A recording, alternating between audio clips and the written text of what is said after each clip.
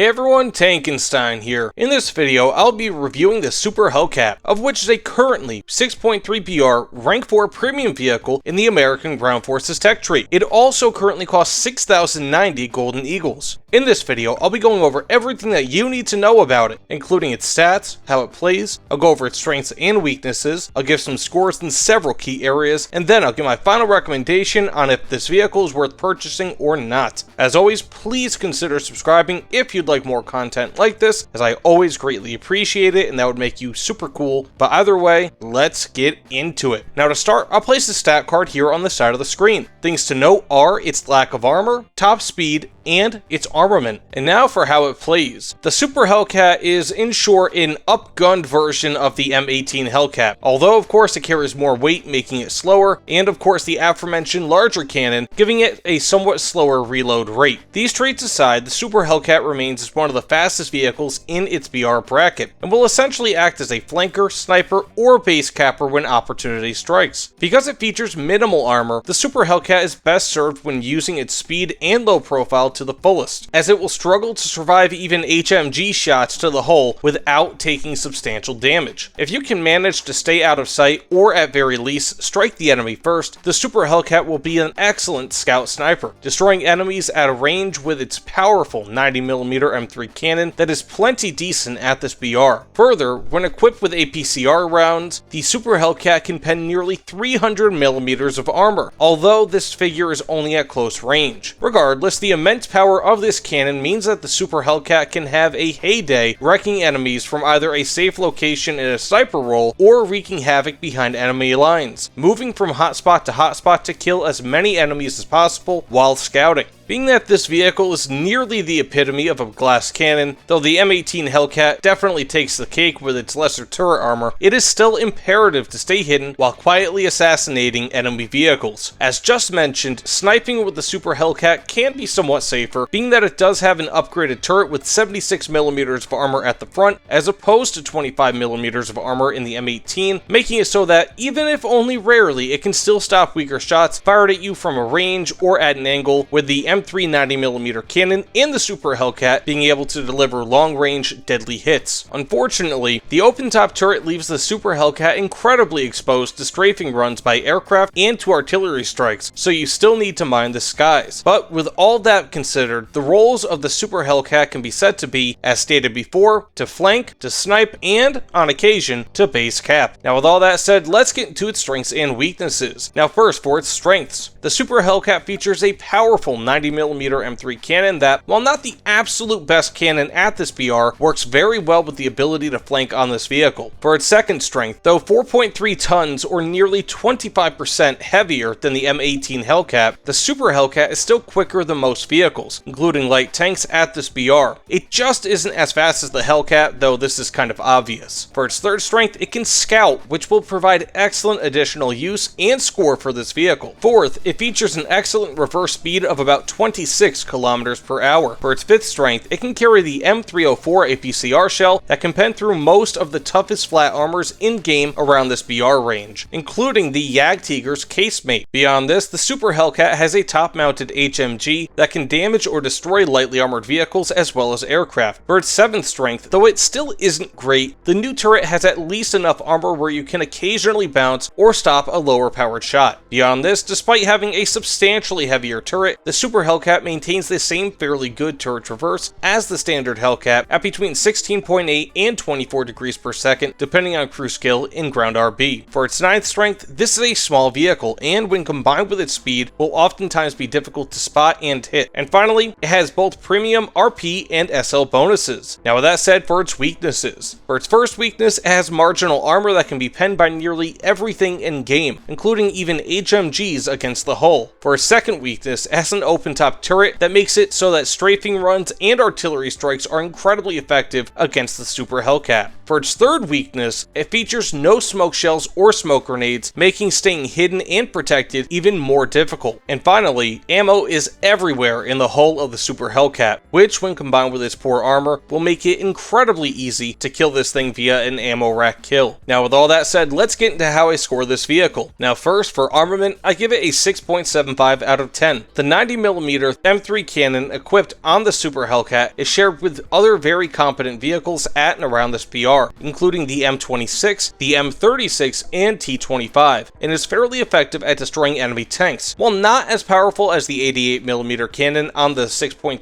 BR Tiger 2P, the 90mm M3 cannon is still able to shoot through most armor, especially if you know weak spots, and can also be an effective sniper. More so, it has the HE-filled M82 APC-BC shell that has nearly 140 grams of explosive filler equivalent, which leads to a lot of one-shot kills. If that doesn't do the trick, the Super Hellcat also has access to APCR that has nearly 300mm of armor pen, as well as a top-mounted HMG. Again, while not the best, the armament works very well with the mobility on this vehicle to create an effective flanker and sniper that can fight in the shadows and essentially wage guerrilla warfare in War Thunder. Now with that said, for its mobility, I give a 7.5 out of 10. While not as quick as the M18, of which I would probably give a 9.25 out of 10 in this category relative to its BR, the Super Hellcat is still surprisingly mobile. It is as quick as nearly all light tanks that it will encounter, and will oftentimes be even quicker than them. This mobility allows the Super Hellcat to flank and get into excellent firing position to use its powerful 90mm cannon against the weak side armor or even rear armor of tanks. Now for survivability,